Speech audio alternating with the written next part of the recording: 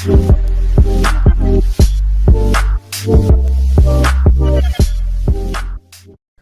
guys, TheAirsoftTech here, and welcome back. Today we're going to be doing a video on something that I get asked to do a video about quite frequently, and that is how to take apart a version 2 gearbox shell and then how to put it back together. So we're not going to waste any more time. We're just going to go straight to the workbench where I have my trusty TSG build M4, and we're going to take apart the version 2 gearbox shell and then put it back together.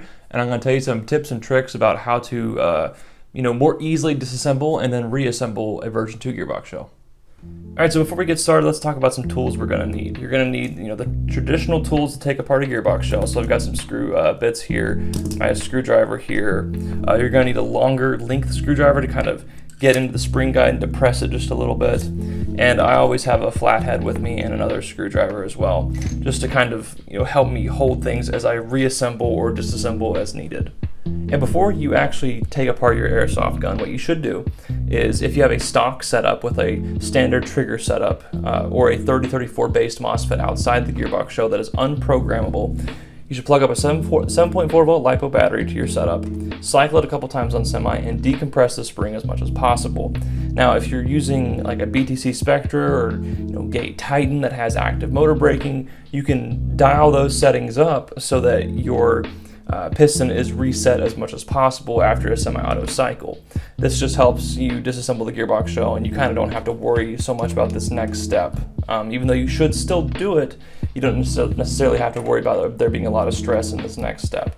So after you do that, you take apart your gun like you normally would, get down to the gearbox shell, take one of your flathead screwdrivers, this one right here will do fine, press in your air nozzle. Now this kind of pushes the tappet plate all the way to the rear so that it's not in the way of the sector gear as we disconnect the anti-reversal latch from the gear train, so that your tappet plate doesn't get destroyed, because that has happened before. So you take your little flathead screwdriver, you get in here if you're lucky, if you have a little hole here to pop the anti-reversal latch. If you don't, you can use like a hook tool to kind of reach in there and pull the anti-reversal latch, but this is the easiest method to use. If you cannot pop that anti-reversal latch, you can always check with a screwdriver and see how far forward your piston is. That piston is pretty much all the way forward, but we're going to go ahead and pop the anti-reversal latch to reset the tappet plate.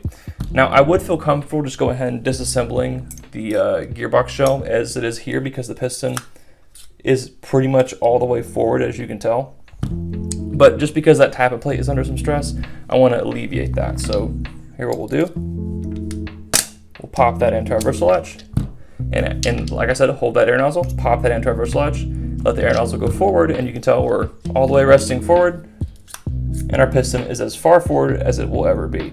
So now we can start unscrewing the gearbox shell, and we'll go from there.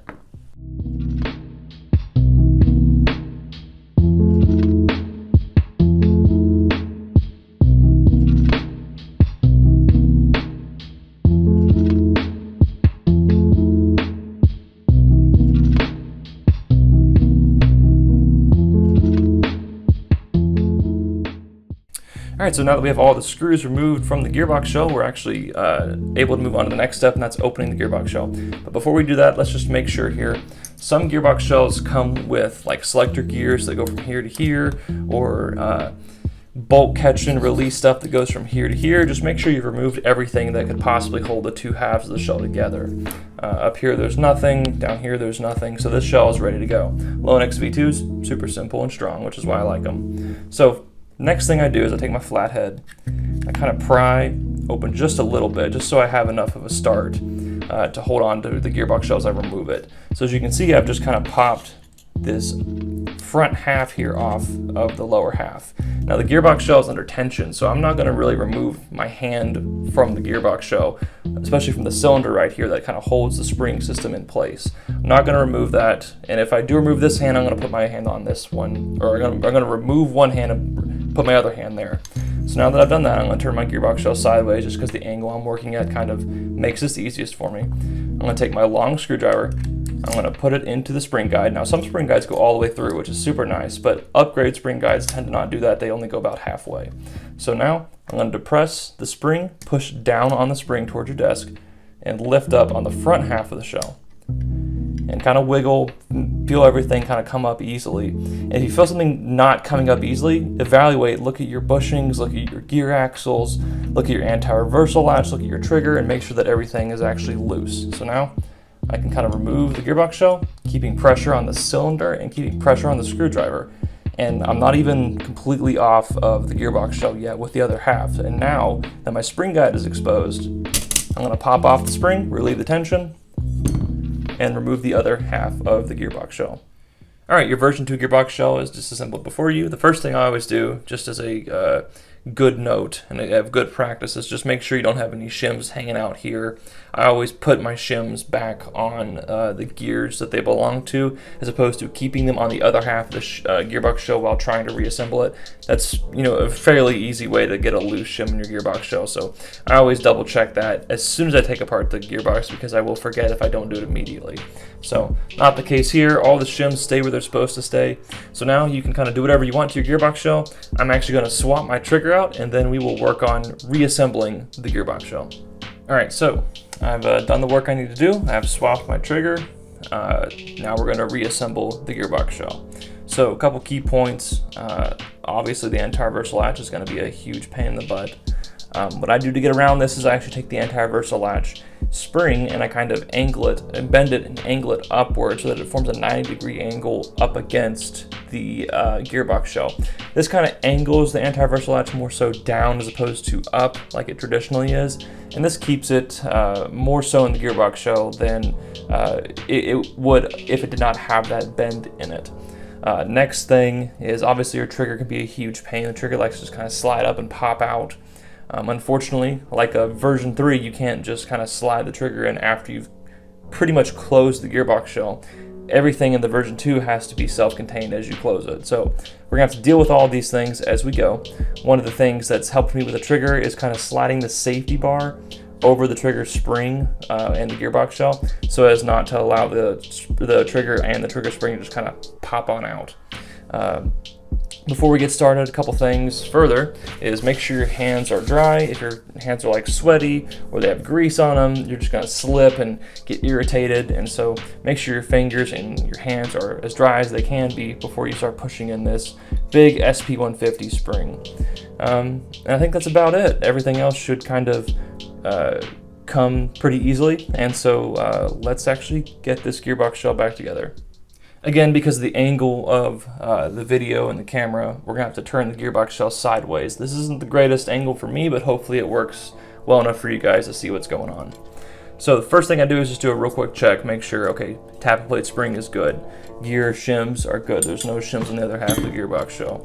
Anti-reversal latch is good. It's hanging out totally fine. Trigger, it's good as it's gonna get. It's kind of angled upwards, but we'll deal with that when we get there.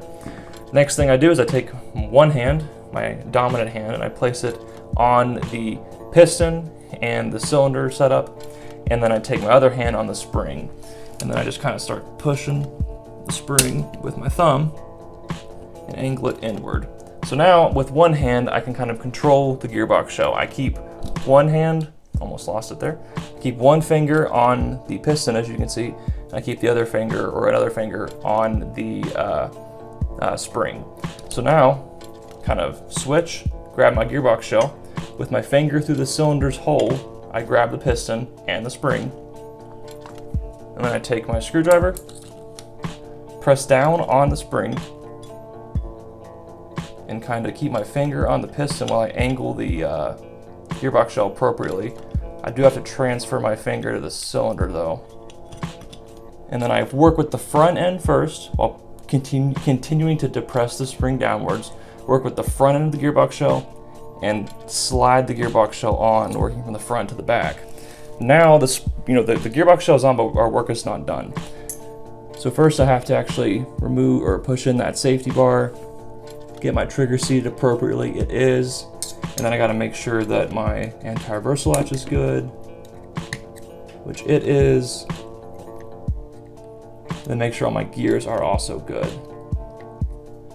Now, so everything looks fairly good. Now I have to push on the tappet plate or on the air nozzle to kind of slide everything together. That feels fairly good actually. So now we got to do some investigating to see what's holding up. I'm gonna take this screwdriver, push it in there to kind of angle my antiversalizer appropriately. Looks like some gears are actually holding us up. And the trigger. So everything at once is kind of holding us up. There we go, everything kind of snapped together. So you will have to do that occasionally. You will have to kind of play with everything and kind of realign or align everything before the gearbox shell kind of slides on appropriately. Never ever use just pure force to get the gearbox shell together, because I guarantee you it's because one of these internal components is kind of pushing up against a bushing or a gearbox shell, or the antiversalizer isn't lined up appropriately to allow it to kind of all fit together. So if things aren't fitting together appropriately, it's probably because one of those things is misaligned and you need to fix it before you can actually get your gearbox shell to close. Now before I start throwing some screws in, I double check. The air nozzle reciprocates. Anti-reversal latch looks to be in good place. Trigger pull is totally fine. Selector plate is good. That little safety bar is also good. So yeah, let's screw it down and then we should be done. So I don't remove pressure on the gearbox shell before I have at least one screw in. And that's just because the gearbox shell could, theoretically that pressure in the spring could kind of push up and throw the half of the gearbox shell off of the other half. And that's not what I want. That's called an exploding gearbox shell. So I do not want that. First screw that I screw in is always the center one. Now, who knows how much this matters, but I prefer to put the middle one in first and then kind of work in a, you're putting your tire on kind of pattern. So, here, here, here, here, here kind of thing. That's just me. There's only so far you can take that because there's not really an opposite end to every screw. So you might do one here, then here, then here, then here, then here, then here, and so forth. Kind of do whatever you want. I just don't go in a perfect circle. And that just has always been my practice with putting a gearbox shell back together. So as you can see, using this method to disassemble and then reassemble your version 2 gearbox shell works totally fine with the spring strength of an SP150, so it should work totally fine with whatever spring strength you throw at it. And as with most things, this kind of ability takes time to really master. I've been an Airsoft tech pushing 8 or 9 years now. Being almost 25 years old, I've been teching since my mid-teens. And so I've gotten really good at disassembling and then reassembling gearbox shells, and as you can see, even I occasionally have a little bit of trouble here and there, but it's fairly easily remedied, again, with just having a little bit of experience and critical thinking. Alright guys, that's going to have to do it for this video. Thank you so much for watching, and as per usual, please like, comment, and subscribe. And down below, tell me about what your all's first experiences were like opening gearbox shells. I remember for me, I opened my first gearbox shell, it exploded everywhere, and then from that point on, it was just a nightmare for a couple days just trying to get the thing back together. But as you can see, I've made some improvements since then. And if you want to go a step further in helping to support the channel, please go check out my merchandise store where I have some pretty cool AirsoftTech themed merchandise.